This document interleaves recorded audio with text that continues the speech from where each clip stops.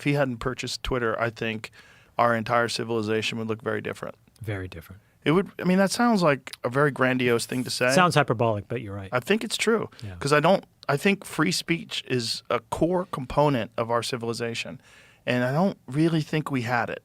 Yeah. I think it was curated, and it was very tightly controlled by the actual federal government, which is spooky. No. It decided what we should be paying attention to. Yes. Just put it very simply, without kind of like, and that's not right. Right.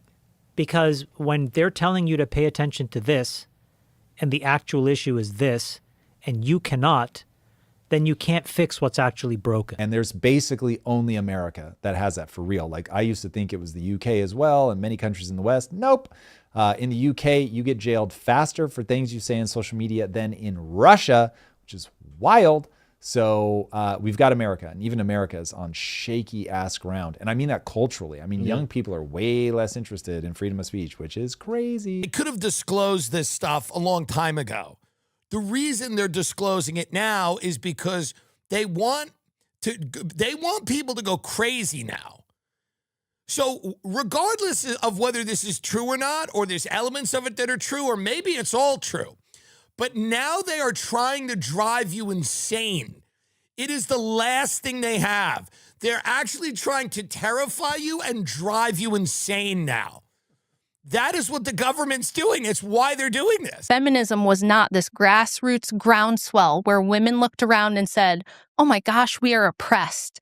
Our living situation is intolerable. We have drunk, abusive husbands. We are not allowed to do anything or have anything or be anyone. We are subhuman and we are oppressed, and we've got to do something about it. We need voting rights. We need political equality. That is not what happened at all. Women didn't like it. They didn't want it. And it was forced from the top down by wealthy progressive era industrialists who wanted sweeping social reforms. They wanted to completely change the way society worked. Simone de Beauvoir, said to me, if I were you, I've never said this to a client. Normally clients come to me with these offers, these India, I say, just sign it, because why do you need to talk about this? She's like, but this is strange. My advice to you would be to, if you can afford to not take, it was like $8,000, $9,000, but to me that was massive. She's like, if you can afford it, pass on it. Don't do it. And I'm so glad I didn't. I wouldn't be talking to you right now. And I've said this before, like, they've driven a lot of people like Joe Rogan and Elon Musk, people who are not conservative people, who are actually liberal heroes for a long time. They've driven them into the conservative side because they were so, like, unacceptably not super woke, just because they wouldn't go along with the bullshit. Yeah.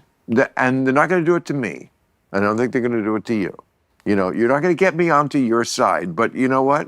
You're not going to stop me from calling you out when you're crazy, because there is a lot of crazy. Ask Donald Trump. It got him elected.